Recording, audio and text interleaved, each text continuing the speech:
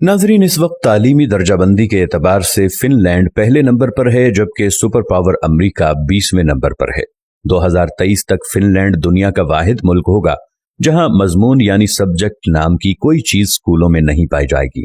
Finland का कोई भी स्कूल ज्यादा से ज्यादा 195 बच्चों पर मुश्तमिल होता है, जबकि 19 बच्चों पर एक टीचर होता है। दुनिया में सबसे लंबी ब्रेक भी फिनलैंड में ही होती है। बच्चे अपने स्कूल टाइम का 75 मिनट ब्रेक में गुजारते हैं।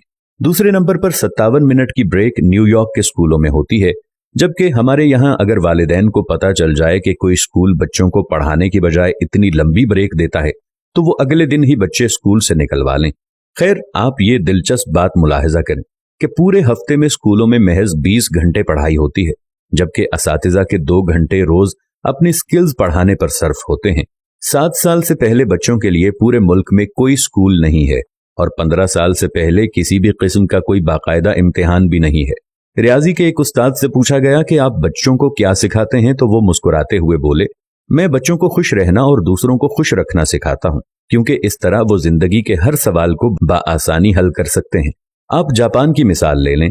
3री जमात तक बच्चों को एक ही मजमून सिखाया जाता है और वो अखलाकियात और आदाब हैं।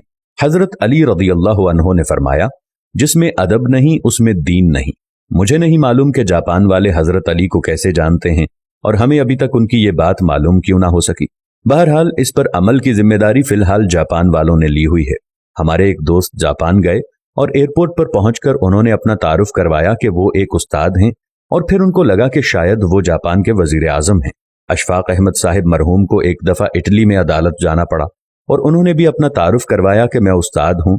वो लिखते हैं कि जज समेत कोर्ट में मौजूद तमाम लोग अपनी नशिस्तों से खड़े हो गए। उस दिन मुझे मालूम हुआ कि कौमों की इज्जत का राज उस्तादों की इज्जत में है। ये है कौमों की तरक्की और उरूज जवाल का राज। जापान में माशरती उलूम पढ़ाई नहीं जाती है, क्योंकि ये सिखाए जाने की चीज है, पढ़ाने की नहीं, और वो अपनी नस्लों को बहुत खूबी के साथ मुआशरत सिखा रहे हैं।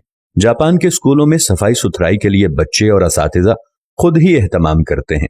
सुबह 8 बजे स्कूल आने के बाद से 10 बजे तक पूरा स्कूल बच्चों और असातिज़ा समेत सफाई में मशगूल रहता है। दूसरी तरफ आप हमारा तालीमी निज़ाम मुलाहजा कीजिए, जो सिर्फ नकल और छपाई पर मुश्तमिल है। हमारे बच्चे पब्लिशर्स बन चुके हैं। आप तमाशा देखें, जो किताब में लिखा होता है असातिज़ा उसी को बोर्ड पर नकल करते हैं, बच्चे दोबारा उसी को कॉपी पर छाप देते हैं। असातिज़ा इसी नकलशुदा और छपे हुए मवाद को इम्तिहान में देते हैं, खुद ही अहम सवालों पर निशानात लगवाते हैं और खुद ही पेपर बनाते हैं और खुद ही इसको चेक करके खुद नंबर भी देते हैं। बच्चे के पास या फेल होने का फैसला भी खुद ही सादिर कर देते हैं और माँ बाप इस नतीजे पर तालियां बजा बजाकर बच्चों के ज़हीन और काबिल होने के गुण गाते रहते हैं।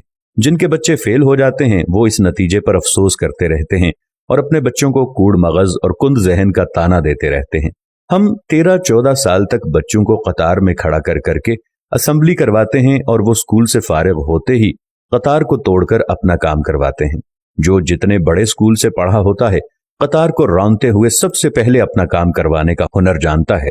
तालिबे इल्मों का स्कूल में सारा वक्त साइंस रटते गुजरता है और आपको पूरे मुल्क में कोई साइंसदान नामी चीज नजर नहीं आएगी, क्योंकि बदकिस्मती से साइंस सीखने की और खुद तजर्बा करने की चीज है और हम इसे भी रट्टा लगवाते हैं।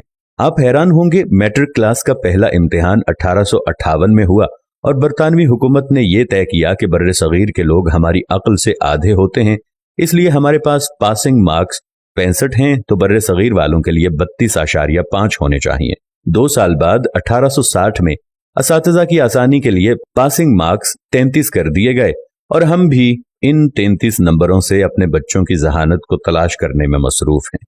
अल्लामा इकबाल रहमतुल्लाह अलैह के शेर का ये मिसरा इस तमाम सूरत हाल की सही तरह से तर्जुमानी करता नजर आता है।